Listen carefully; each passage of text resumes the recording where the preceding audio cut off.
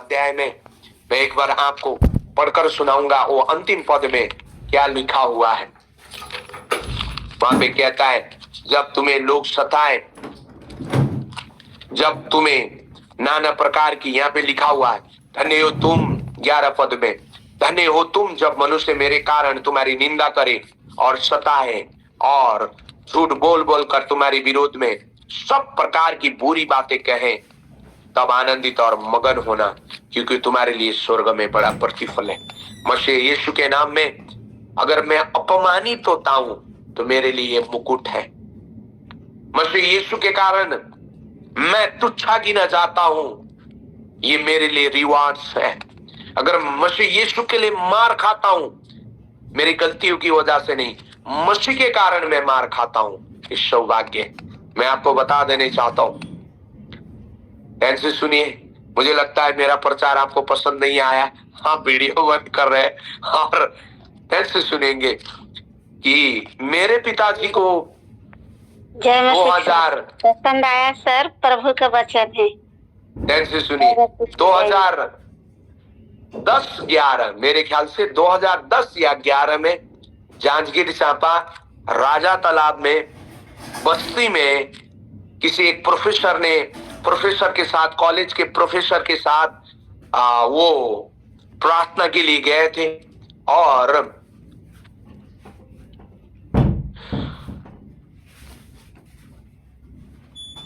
प्रचार के लिए गए थे और किसी ने, बहुत सारे लोगों ने, विरोधी दल ने उस घर में, एक्चुअल में वो अंकल को पैरालाइज हुआ था, जिस प्रोफेसर अंकल ने लेके गए उनके दोस्त से जो साथ में कॉलेज में पढ़ाते थे, और वो क्या हो गए थे, पैरालाइज हो गए थे। और उन बीमारों को प्रार्थना के लिए पापा और वो प्रोफेसर अंकल गए। 2010-11 की बात है। लोगों ने उन्हें पकड़कर मारा, बहुत बुरी तरह से मारा, और उनको हमने जिला हॉस्पिटल लेके गया, पुलिस के गाड़ी में रखकर। फिर रात भर में मेरे पिताजी के साथ वहां पे रहा।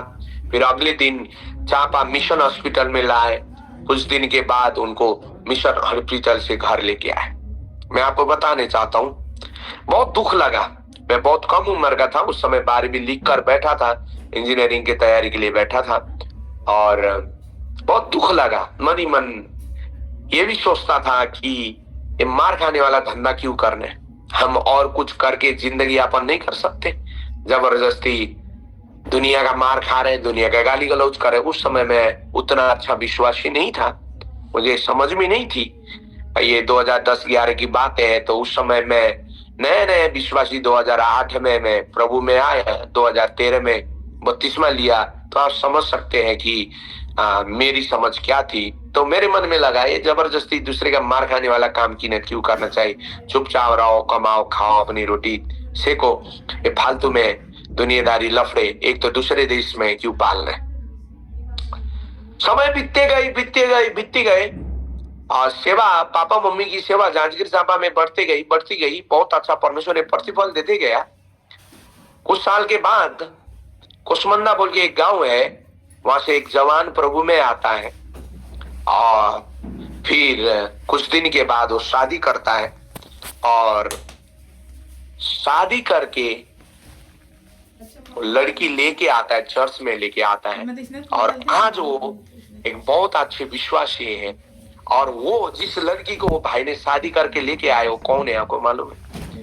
जिस घर में जिस पैरालिटिक डोकरा को दुआ करने के लिए मेरे पापा गए थे और मार खाए थे, वही बुढ़ा बुढ़ी के बेटी के बेटी है, वो नाना नानी है, वो जिनके घर में मेरे पापा मार खाए थे। याद रखिए, परमेश्वर नहीं छोड़ता है, उनके भक्तों के आंसू को नहीं छोड़ता है। वचन लिखता है, आपके आंसू को परमेश्वर कुप्पी में शकेल के रखते। हमारी बस की बात नहीं है।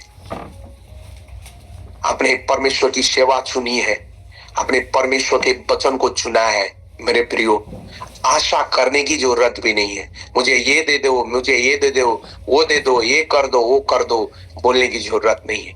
निस्वार्थ होकर प्रभु के पीछे चलने सीख जाइए। प्रतिफल परमेश्वर को कब देना है मालूम है। जो बाकी प्रतिफल जितना प्रभु दे सकता है इस पृथ्वी पर देगा, जितना बाकी है परमेश्वर स्वर्ग पे देगा। याद रखिएगा।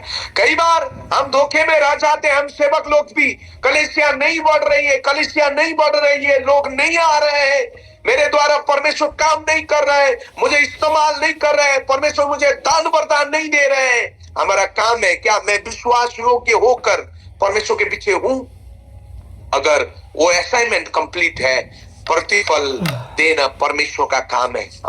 हमने सपने में भी कभी नहीं सोचा, हमारे माँ बाप ने कभी सपने भी नहीं सोचा, जिस घर में मार खाए, जिस बुड्ढे बुड्ढी की वजह से मार खाए, एक दिन उसकी नतीन प्रभु में आएगी, इसी कलीसिया की विश्वासी होगी, उनको नहीं मालूम। आपको मालूम है, रूस में एक राजा हुआ, एक शासक हुआ करता था। मैंने सुनी हुई कहानी है, शायद आपने भी सुना। उसने मसीह को जितना विरोध कर सकता था विरोध किया, मसीह लोग को जितना सता सकता था उसने सताया, लेकिन आपको मालूम है उसकी खुद की बेटी प्रभु को ग्रहण किया। याद रखिए, काम करना परमेश्वर की जिम्मेवारी है। काम करना परमेश्वर की जिम्मेवारी है। आपको आशीषित करना परमेश्वर का कर्तव्य है। आपको प्रभु आशीषित नहीं करेगा तो प्रभु का और है ही कौन जिसको प्रभु आशीषित करेगा। आपकी जरूरतें परमेश्वर पूरा नहीं करेगा तो मेरे खुदा का और है ही कौन जिसकी जरूरत वो पूरा करेगा। आपको चंगाई नहीं देगा तो उसका है कौन जिसको वो चंगाई देगा। मेरे प्रियो, आपकी नहीं सुनेगा तो मेरे खुदा का और है कौन जिसकी वो सुनेगा। लेकिन मैं आपको कहने चाहूंगा, हम कई बार हम यही चाहते, आज ही चाहते, जब बोलते तब चाहते, लेकिन परमेश्वर आपका जो विश्वास है, जो ताया हुआ विश्वास है, जो परखा हुआ विश्वास है, उसका प्रतिफल जब यीशु मसीह प्रकट होगा उस दिन कैसे देने चाहता है? आदर, महिमा और प्रशंसा के साथ देने चाहता है। इसलिए मेरे प्रियो, धीरज धरे, अपनी यात्रा को निरंतरता दे, अपनी बुलाहट को पहचाने, अपनी बुलाहट को न भूले, दूसरे को दोष मत दे। जिस कलीसिया में जाते उस पासवान का आदर करे, जिस कलीसिया में आप जाते हैं उसको ये अच्छा बनाए। फलाने जगह में वो आया, फलाने जगह में वो आया, है ना। आपकी कलीसिया, आप खुद को निर्माण करना है, किसी दूसरे को अच्छा देखने से नहीं होगा। आपको अपने दास की सहायता करना पड़ेगा और उनकी बुलाहट को पूरा करना पड़ेगा। और जब आप एक परिवार है तो एक साथ होकर, यहाँ ऐसा होता है, वहां ऐसा होता है, वो तो ऐसा करता है, ऐसा नहीं। लेकिन आप जिस घर में रहते हो उस घर के ईटा को मत उखाड़ो, उसकी दीवार को मत उखाड़ो, उस घर के ईटा और दीवारों को मजबूत करो।